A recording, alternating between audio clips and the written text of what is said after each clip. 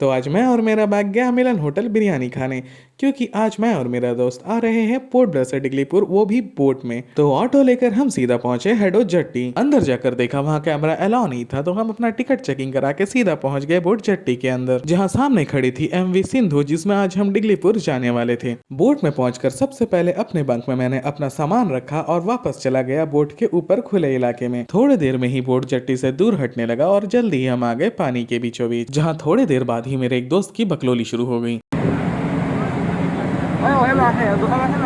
फिर हम वहां से निकल के गए जिम एरिया में टाइम पास करने। फिर वहां से जब तक हम सीटिंग एरिया में पहुंचे तब तक बोट में रोलिंग काफी ज्यादा स्टार्ट हो चुकी थी। चलो वहां से पहुंचे हम कैंटीन के अंदर, जहां हम तीनों बैठकर बाकी लोगों को हिलते हुए बोट में खाना खाते हुए देख रहे थे। फिर वहां से बोट में हिलते हिलाते गिरते गिराते सीढ़ियों को पकड़ के हुए चढ़ते हुए पहुंचे हम ऊपर कैबिन वाले एरिया में। कैबिन में भी हमारे एक दोस्त का टिकट था, तो वहां जाकर भी हमने बकलोलियां चालू कर दी। फिर बोट की रोलिंग से तंग आकर चुपचाप हाफ पैंट पहनकर मैं अपने बेड पे लेट गया, और यहाँ ना एसी ढंग से काम कर रहा था ना फैन। थोड़ी देर सोने की नाकाम कोशिश करने के बाद मैं चला गया उठ के वापस कैंटीन की ओर। वहां जाकर देखा ये आदमी हिलते हुए बोट में बिरयानी ठूस रहा था। मेरी तो हालत खराब थी, इसलिए मैं बाथरूम में हाथ मुंह धोकर सीधा जाने लगा अपने रूम की ओर इस हिलते हुए बोट में।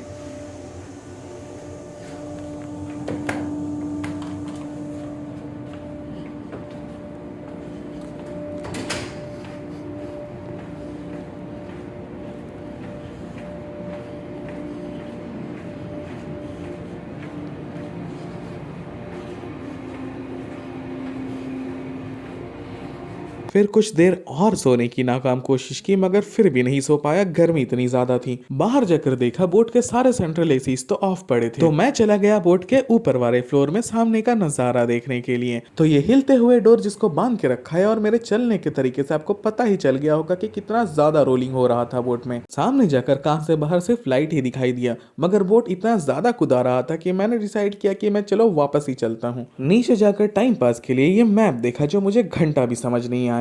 फिर मैंने देखा फायर एक्सटिंग ओके, आग बुझाने का मशीन। वहीं इस खूबसूरत पेंटिंग के सामने पानी का पाइप रखा हुआ था, ताकि अर्जेंट टाइम में हम बोट के अंदर पानी भर के बोट को डुबा सके। फिर कैंटीन जाके मुझे फील हुआ कि मुझे भूख लगी थी, इसलिए मैं ऐसी बहकी बहकी बातें कर रहा था। जब भूख लगती है ना, even captain cool loses his cool. तो मेरा दोस्त आ गया हमारे लिए किए हुए पार्सल खाने को लेकर, जिसका पेमेंट मैंने उसे अभी तक नहीं किया है। तो रात के 2 बजे जब बोट में सारे लोग सो रहे थे, मैं और मेरा दोस्त बटर चिकन ठूस रहे थे। तो हमें ख्याल आया हम दोनों जागे हैं, तो हमारा तीसरा दोस्त क्यों सो रहा है, तो हम चले गए उसको जगाने।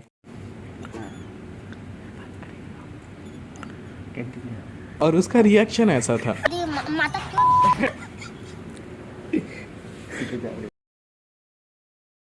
उसे थोड़ी देर परेशान करने के बाद मैं चला गया टी शर्ट वी शर्ट खोल के सोने के लिए। ये बोर्ड जिस भी डिपार्टमेंट के अंदर आता है उनसे एक ही रिक्वेस्ट है, भाई एसी चलवाओ इसमें। रात भर गर्मी झेलने के बाद बोर्ड जब माया मंदिर पहुंचा, वहां से थोड़ा एसी चलना ढंग से चालू हुआ, तो बाहर ना जाते हुए मैं थोड़ी देर के लिए वापस हो गया। फाइनली कुछ देर बाद सूरज की तेज रोशनी के साथ मैं उठा, क्योंकि मेरे बेड के सामने ही सुंदर सी खिड़की थी। खिड़की से बाहर का नजारा काफी शानदार और सुकून देने वाला था। तो मैं ब्रश व्रश करके निकला, तो बाहर देखा बोट में भजन चल रहे थे।